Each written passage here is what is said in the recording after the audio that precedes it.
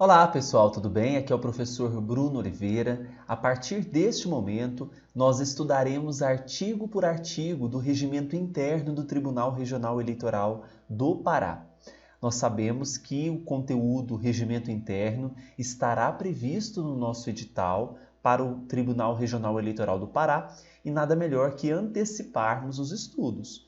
Por isso, nós também lançamos um curso de questões comentadas inéditas sobre o regimento interno.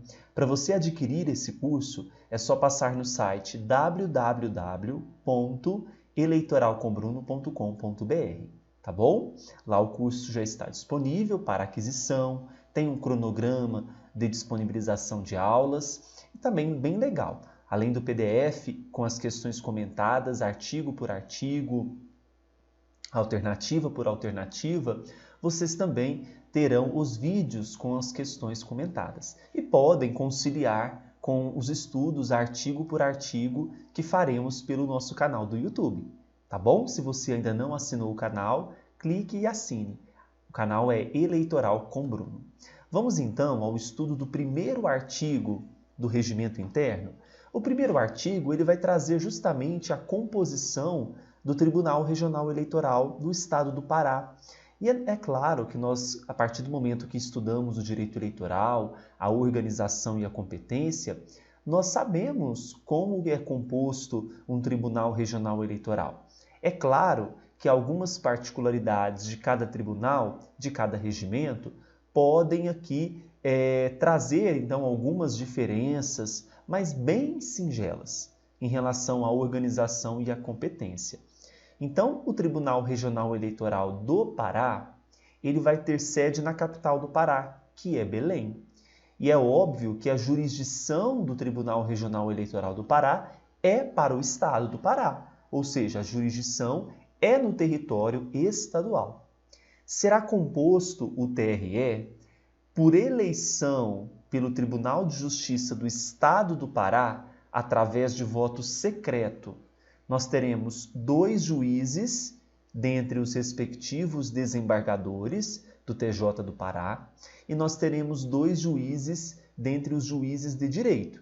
Então eu vou ter integrante juiz de direito, que é de primeira instância, e de segunda instância os desembargadores. Então 2 desembargadores e 2 juízes de direito. Teremos um juiz do Tribunal Regional Federal da respectiva região, ou de um juiz federal por ele indicado. Lembrando que somente será juiz do TRF quando o Estado for sede de TRF. Quando não for, nós teremos um juiz federal. Então, até agora, nós tivemos quantos membros? 5, não é? Por fim, nós temos ainda 2 juízes que são nomeados pelo presidente da República, dentre 6 advogados de notável saber jurídico e idoneidade moral. Essa é a regra que nós encontramos no próprio Código Eleitoral, na Constituição. Então, 2 advogados que são indicados pelo Tribunal de Justiça e nomeados pelo presidente da República, certo? Esses advogados, eles precisam comprovar mais de 10 anos de efetiva atividade profissional de advocacia, indicados, como nós falamos, pelo Tribunal de Justiça do Estado. Essa questão de comprovação de mais de 10 anos de efetiva atividade profissional de advocacia pode parecer diferente para vocês, mas não é dificuldade para a hora da prova, não. Tá bom? Então não se esqueça que é qualquer advogado? Não, eles precisam ter mais de 10 anos de efetiva atividade profissional. Bom, nós podemos perceber então que no Tribunal Regional Eleitoral do Pará nós temos 7 membros. Os substitutos dos juízes efetivos do tribunal, eles vão ser escolhidos, conforme prevê o parágrafo único, na mesma ocasião, pelo mesmo processo e em igual número para cada categoria.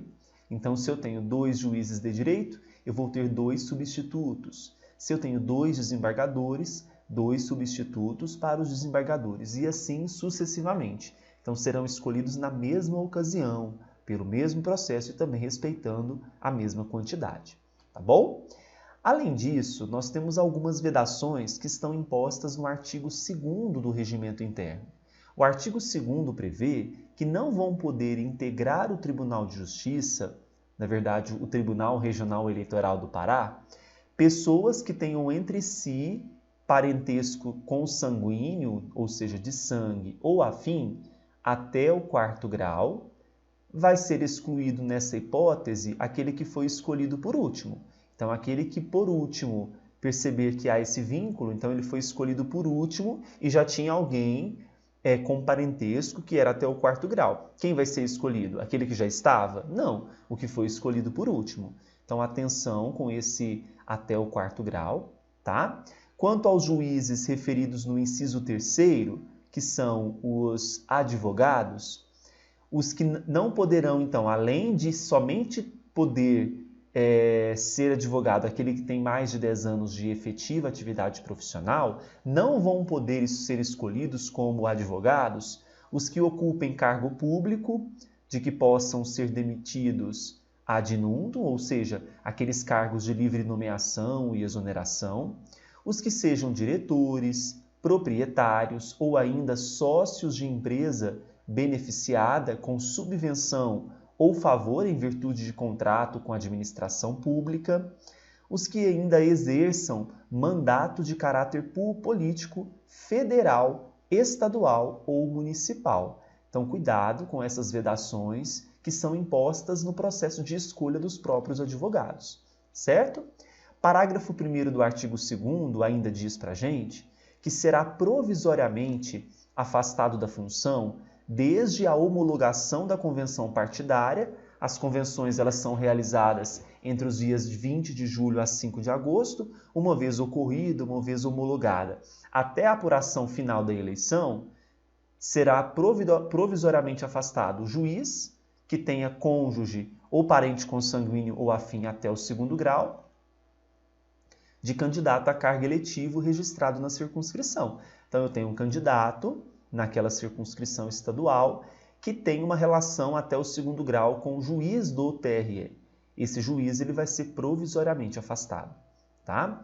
Nas sessões do tribunal, o voto de um membro impede que o seu cônjuge ou seus parentes até o 3º grau, consanguíneos ou afins, porventura integrantes do pleito, participem do julgamento. Então, eu estou falando aqui de sessão do tribunal envolvendo o julgamento. Então, o membro de um membro do tribunal vai impedir que o seu cônjuge ou os parentes até o 3º grau, que sejam integrantes do pleno, participem, então, desse julgamento. Então, nós temos aqui 3 graus que você tem que gravar. Primeiramente, nós temos a relação de parentesco entre si de pessoas dentro do tribunal, que é até o 4º grau. Até o 2º grau é o cônjuge, o juiz que tem uma relação com o candidato a cargo eletivo, ou seja, até o 2º grau. Esse juiz é afastado da função. E também nas sessões de julgamento, o voto de um membro do tribunal impede que seu cônjuge ou seus parentes até o 3º grau, porventura sejam integrantes do pleno, participem do julgamento. Tá bom? Estes, então, foram os nossos artigos 1º e 2º. Qualquer dúvida, você pode mandar para o meu e-mail, cursosbrunooliveira@gmail.com. Dê o seu like e incentive o professor aqui a gravar todos os artigos do Regimento Interno TRE Pará para a sua prova. Me siga no Instagram também, @professorbrunoeleitoral. Bons estudos!